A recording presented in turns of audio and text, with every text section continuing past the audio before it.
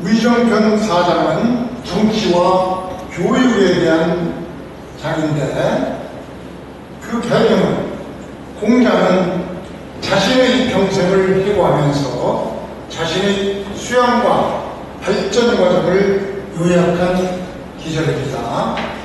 즉, 공자의 가르침은 지극히 현실적이고 상식적입니다.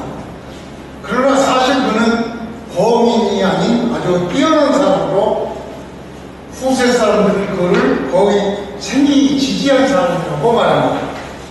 그럼에도 불구하고 공자는 자신을 비하해서 나는 태어나면서부터 아는 자가 아니다. 비생 이 지지자, 이렇게 말을 하면서 단지 옛날에 학문을 좋아하고 민첩하게 배워서 도리를 바르게 찾았을 뿐이다라고 문어 수리편에서 이렇게 자기를 비하하고 있습니다. 그래서 이 부분은 수리편에서 자세히 설명하기로 하고, 본문을 일단 해석해 보겠습니다. 공자는 12호 나는 15살에, 여기서 우는 허사 어와 같습니다. 무엇에 대해서, 학문에 대해서 뜻을 뒀고, 그러니까 나는 15살에 학문에 대해서 뜻을 뒀고, 30세에는 스스로 자립을 했고, 40세에는 누구 말에도 움직이지 해롭되지 않았고, 50세에는 하늘의 천명을 알았고, 60세에는 남의 말을 잘 순순히 듣게 되었고, 70세에는 마음 먹은 대로 따라 해도 법도를 어기지 않았다, 이런 얘기인데, 하나 더듬어 보면은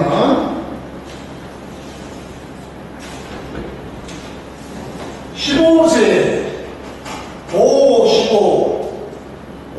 12호 2 지우학이라고 학문에 15살에 학문에 뜻을 두었다, 이런 의미는 고서 상서에서 보면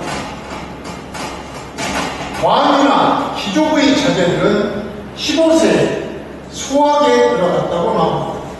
그리고 20살에 이어서 대학에 들어갔다고 이렇게 표현하고 있는데, 여기서는 그냥 지우학은 지어학으로 표현해서 학문에 뜻을 두었다, 이런 표현으로 해석을 해야 되겠습니다. 그러니까 15살에 공부해야 되겠다, 이런 마음을 먹고, 30세에 대해서는 스스로 자립했다.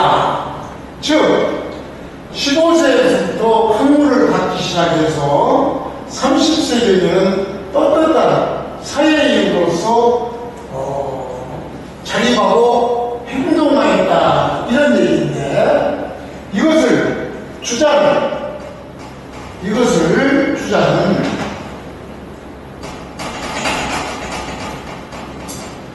유의 자립,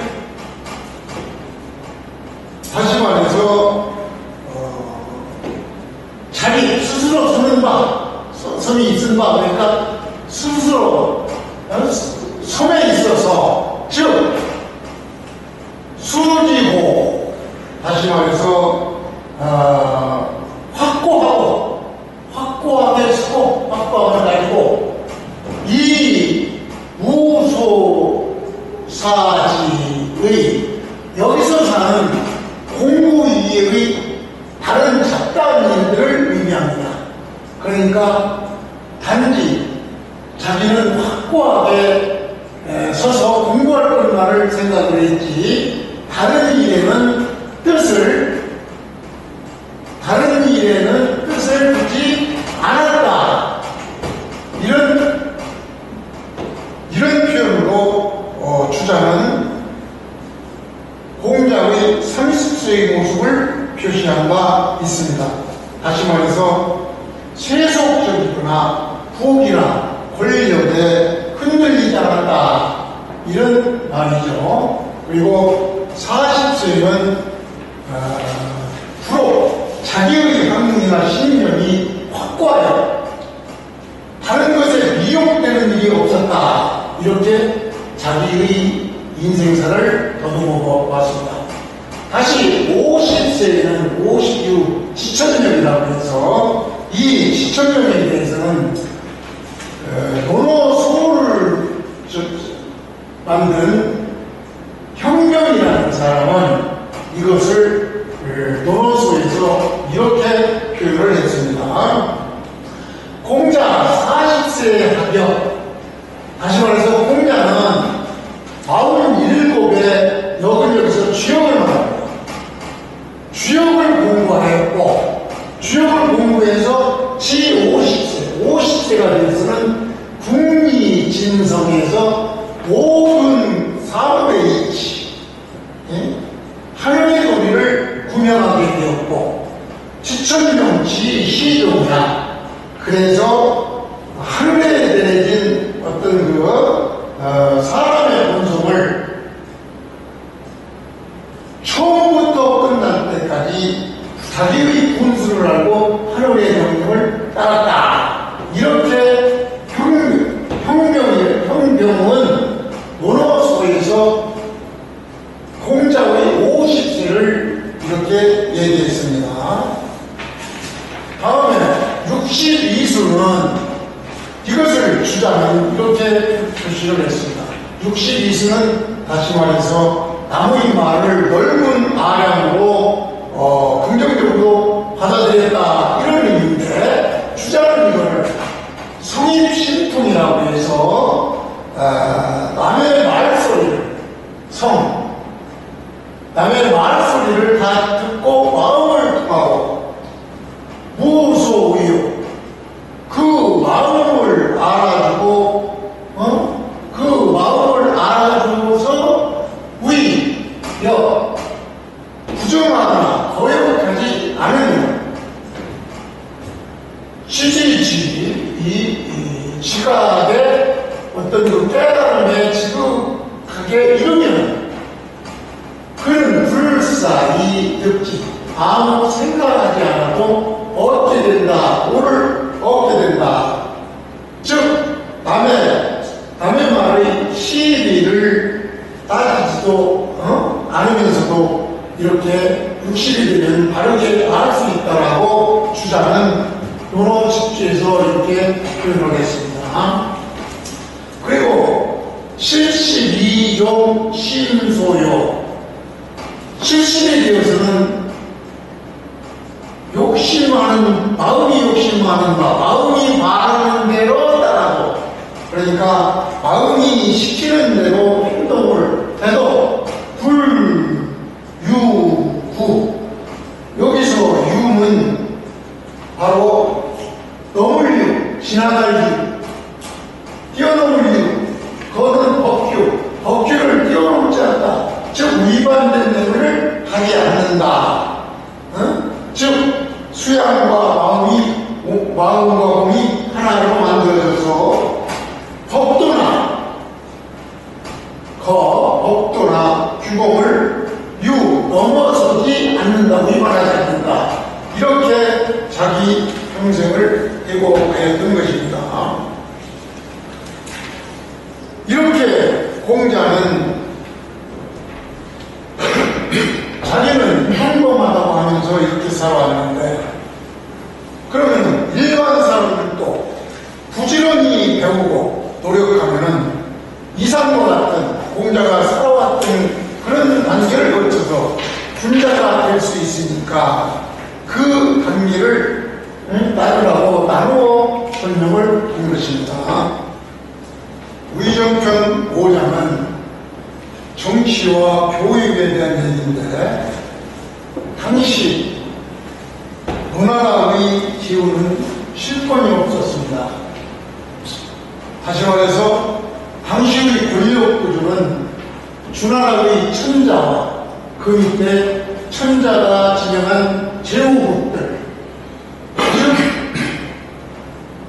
노나라 이런 나라들 그 밑에 국무총리급인 경, 장관급인 대부, 사 이런 5개 층의 그 계급이 있었는데 당시 노나라에서는 제후에게 실권이 없고 이 대부라는 다시 말해서 제후를 보호자해야 될 대부 그룹이 강성이 돼가지고 이들이 마치 제왕인 것처럼 행위를 하는 그런 혼란한 상태였습니다. 이 제후를 돕는 세 대부분이 바로 지금 공자에게 효에 대해서 물어본 맹선씨 가족들입니다. 다시 말해서 이 제후를 대신해서 권력을 장탈한 맹선씨, 숙선씨, 개선씨 이 세 가문이 정치를 오로지 했는데 다시 말해서 제후의 할 일을 이들이 대신해서 월권 행사를 하고 있었습니다.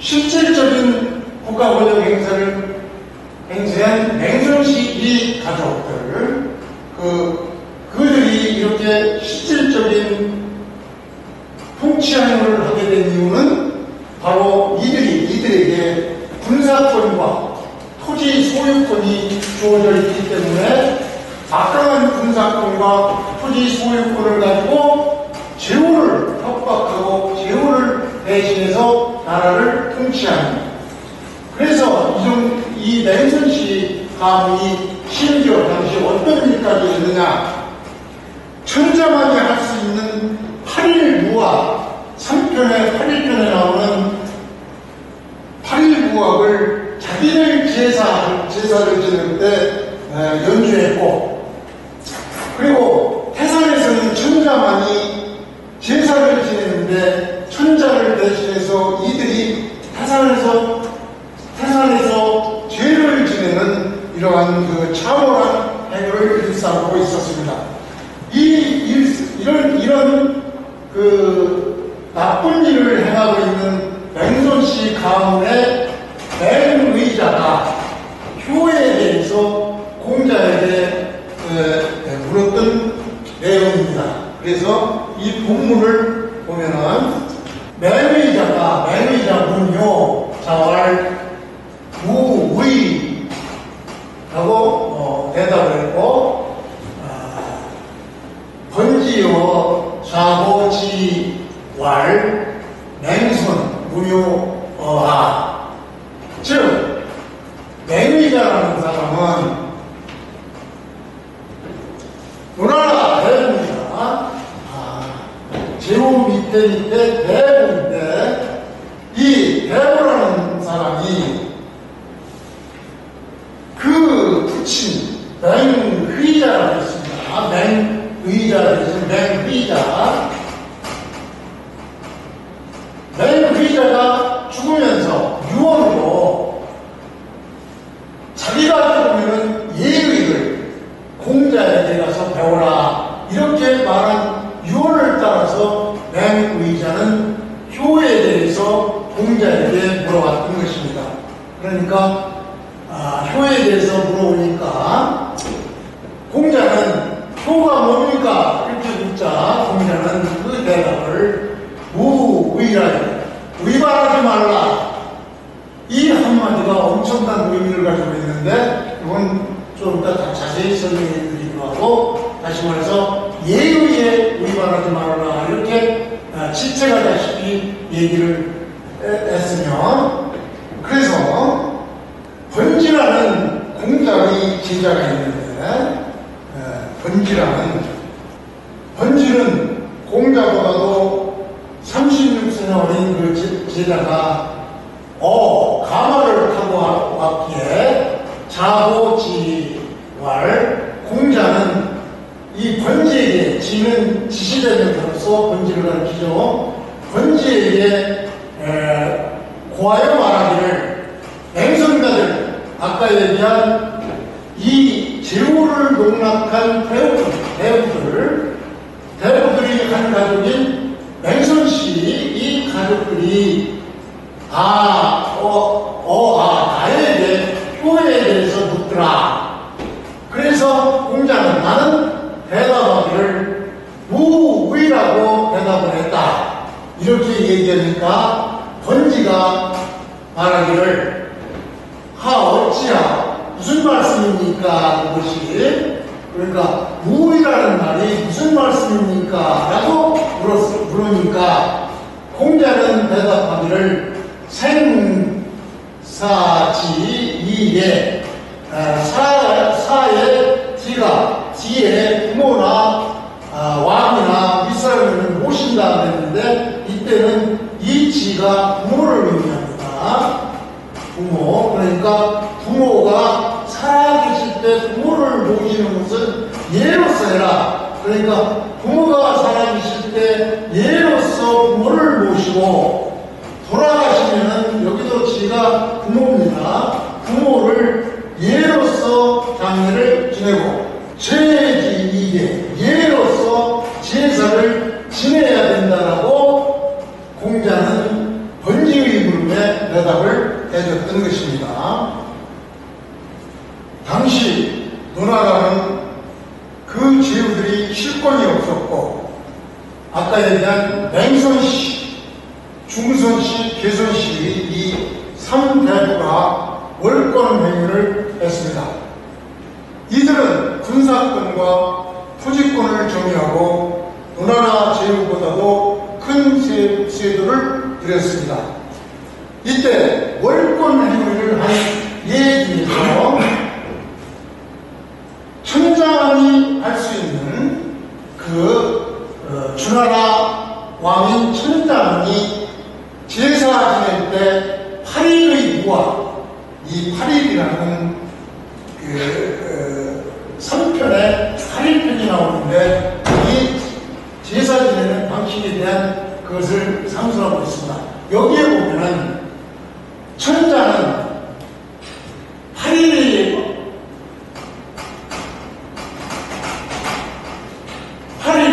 열이라는 얘기인데 8열 그래서 8 곱하기 8은 64명의 무당들이 춤을 추도록 이렇게 되어 있습니다. 다시 말해서 제사 지낼 때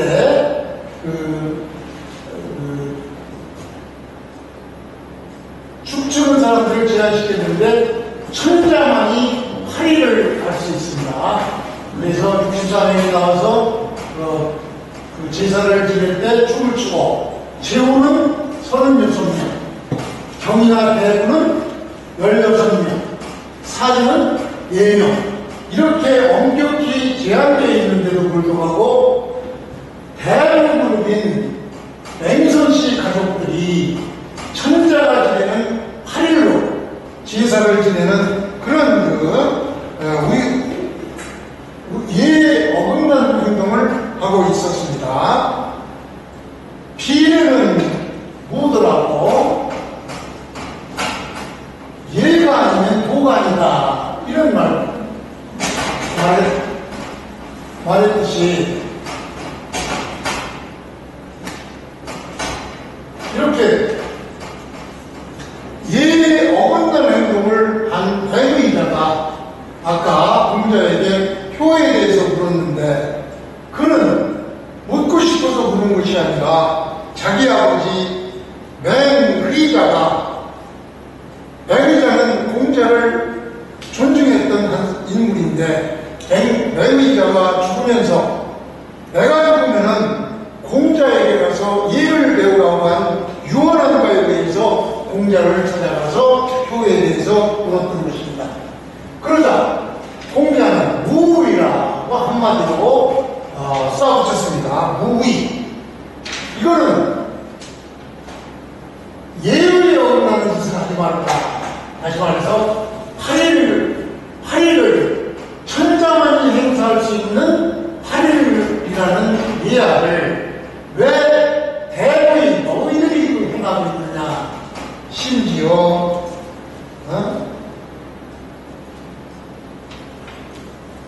이러한 무도한 행위에 대해서 공자는 질책성 답변으로 무의라, 예의에 어긋난 행동을 하지 말아라, 이렇게 답변을 한 것입니다.